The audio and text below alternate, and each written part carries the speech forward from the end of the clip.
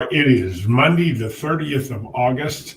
It is noon somewhere. I'm on here a little bit early today. I have some other activities later today that precludes me being here at exactly 12 o'clock. However, this message will appear at 12 noon on the Family Money Farm group. I'm Tom Young, and I'm here for anchorfm.com podcasts, referred to as Money Shifts, and for my Facebook Live on the Family Money Farm group. So we want to start every day, and we do this. Every day we start with prayers for everybody. Every day in your life should start with prayers in the morning and should end with prayers at night. But we need to pray for everybody all over the world. This China virus that has gone around and gone loop-de-loop, and now there's new variants and whatever. I don't know where it's going, but we need to pray. We know that God can handle anything. You know, when things are really tough, you realize that God is still up. He never goes to sleep. He never gives up on us, no matter what you think or how bad you have been or whatever. So we want to pray for everybody in the world today. The financial dark storm is all around us. And you know, it could start pouring down rain. It could start hailing, and it could spin off a hurricane. We have Hurricane Ida that hit New Orleans here in the USA. And where I'm at, I'm in Pennsylvania. So we're a couple thousand miles away from New Orleans.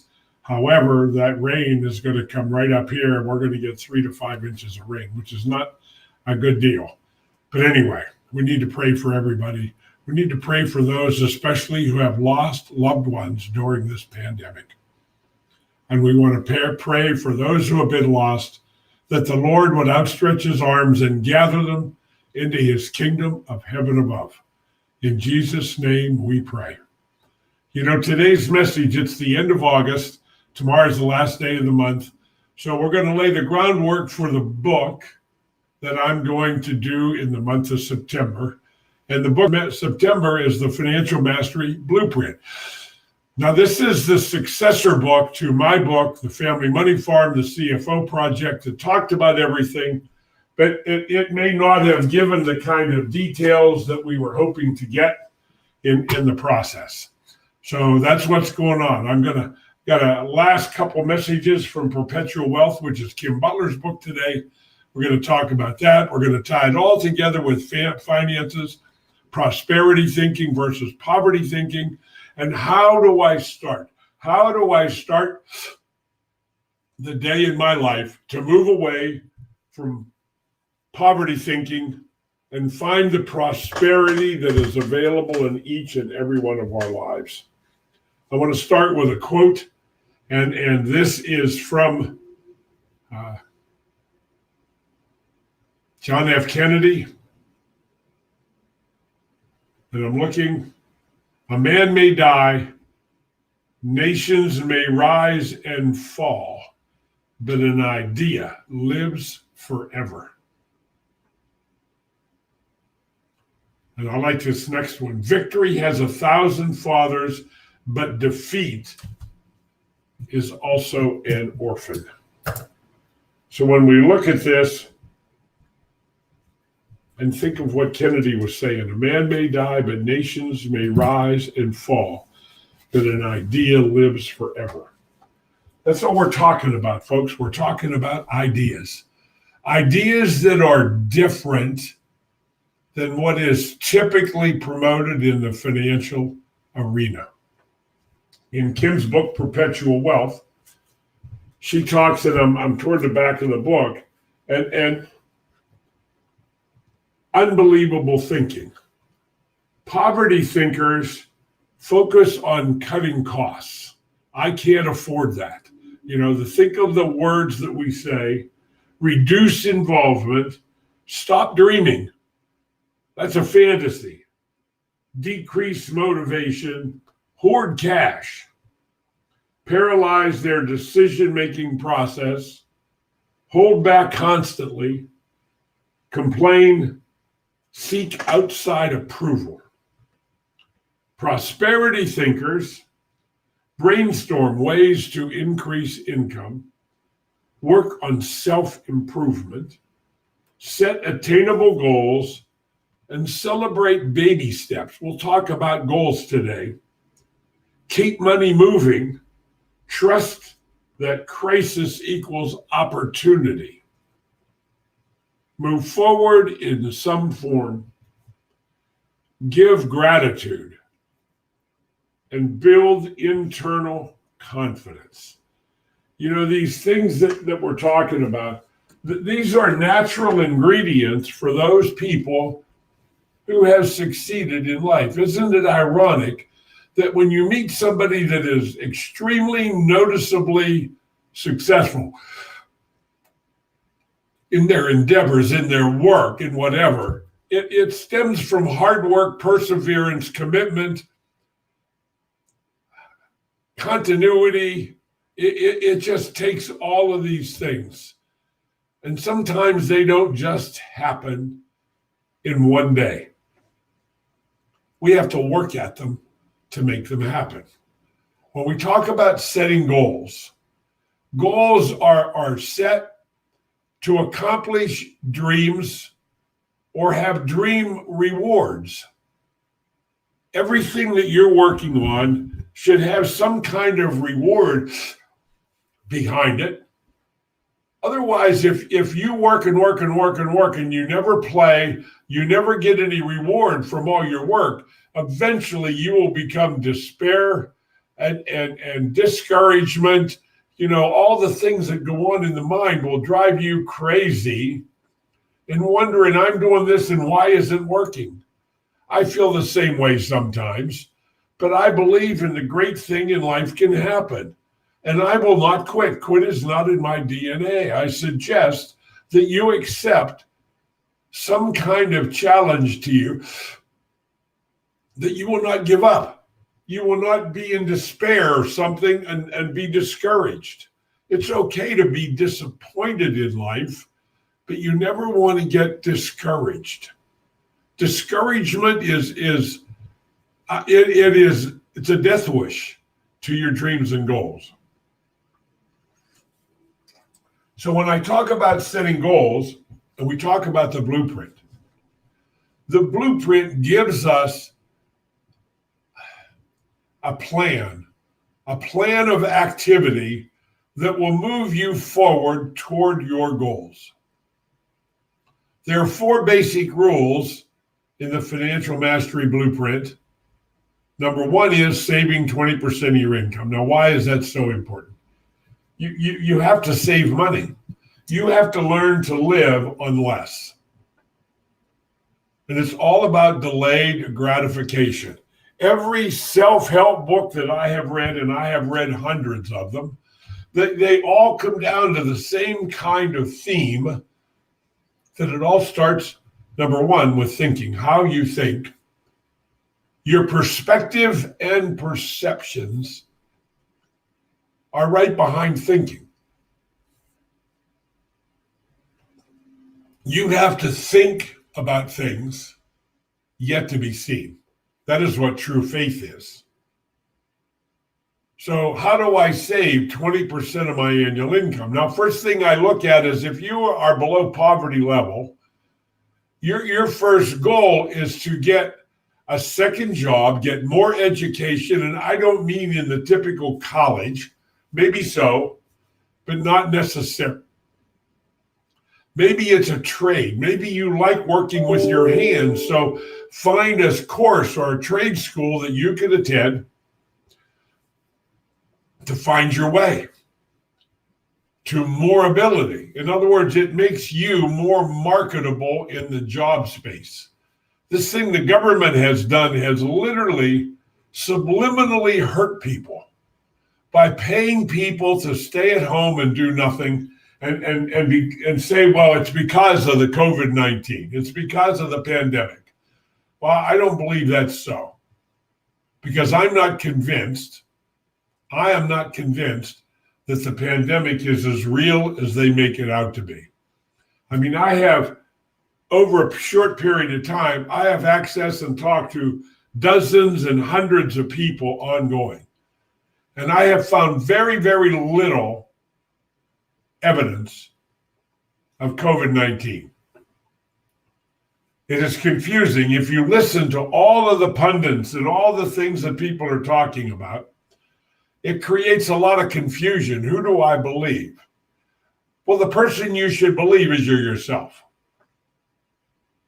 Because if you believe you have health improprieties, you have health issues, then by all means, you need to make a decision. You're an adult. You need to make a decision for you. Should I wear a mask? Should I not wear a mask? And on and on and on. But we're talking about saving money. And from what I understand, a lot of the people that received money saved most of what they got. They didn't just run out and spend it, which is really what the government wants you to do. Now, Tom, why do you say that? Well, because the typical financial system is designed for you to spend all of your money and end up broke. Because then you end up dependent on the state, you end up dependent on the government, and therefore you have become a slave to whatever they tell you to do. We live in a free country. The Constitution of the United States is what it is. The Bill of Rights is what it is. It is what brought us for over 200 years, well over 200 years, to where we are in time. And the results, the negative things that we are seeing and experiencing today in our society are the results of the root negative cause of some people that are envious about other people's success. That's my opinion. Because so much of the negative that is going on is a reaction to other people's success in many, many ways. We talked the other day about police and that type of thing. They are absolutely necessary, folks. Yeah, there's a few bad cops. There's a few bad doctors. There's a few bad lawyers. They are bad in every segment of our society, occupation, profession, or whatever it is. There will always be those people there. And attacking them the way they're being attacked right now is a socialistic agenda beyond the reality of life. And how we got from 1776 to where we are today.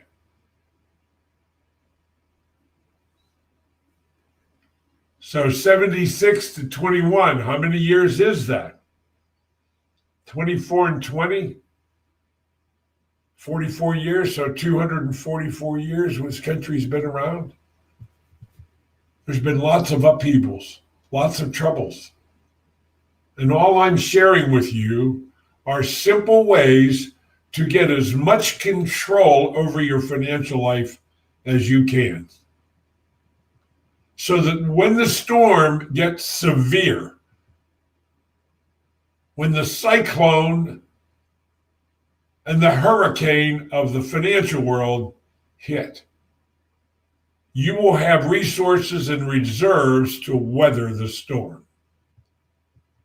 Creating financial security is like creating an air raid bunker, a storm shelter, a way to survive the storm that is upon us. If you don't believe me, just look at around you. How's the prices of things doing? Has the price of things gone up? And that's not going to stop. Right now, what's going on is not going to stop. It's going to continue on. So you will continuously need more and more money in the future. How are you going to get that? Well, first off, you need to start saving money. And saving and investing are two diametrically opposed things. When I talk about savings, I talk about guarantees. I talk about certainty. I talk about no risk, etc.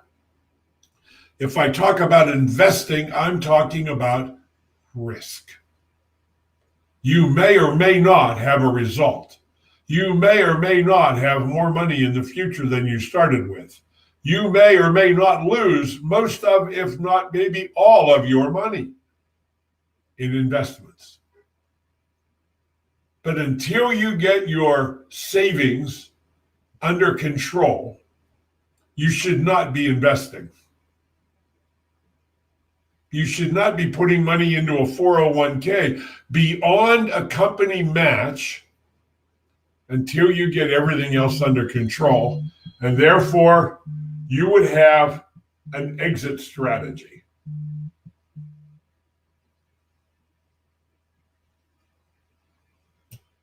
Somebody was calling on the cell phone, so I had to put them off. But anyway, this month of September, we're going to delve into the blueprint and talk in such detail that you will have no excuse. You will not be able to say, well, I don't know how to do that. I can't do that. I don't care what level income you are at. There will be a piece of this puzzle that you will be able to start with. That's all it amounts to, is starting the process. It could be $50 a month. It could be so little that it is unimaginable, but it's a beginning of something you have never done before. Yeah, maybe you had a vacation fund, but you spend it every year. That is not savings. Savings are for opportunities and emergencies. You don't know when the next opportunity is going to appear.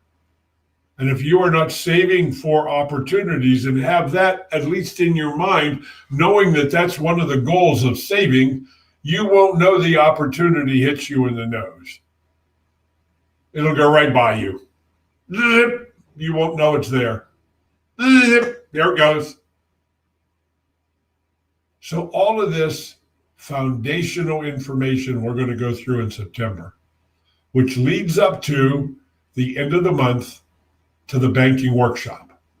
All of you will be able to be involved in that. It's going to be a local event. It's going to be live. It's going to be videoed, and it's also going to be Zoomed. So you will be able to get involved and follow and go through the 2 1.5-hour sessions I'm going to go through to lay the groundwork for the IBC/CFO project success method. Get my new book, The Family Money Farm, The CFO Project. Get Kim's book, Perpetual Wealth. Get them both at Amazon, Barnes & Noble, any of the big booksellers. You can also go to cfo-project.com. There it is right there. There it is. Put your name and email address in, and you will get an email with a link in it for an instant download of the book cover to cover. God bless. We'll see you tomorrow here again at 12 noon. God bless.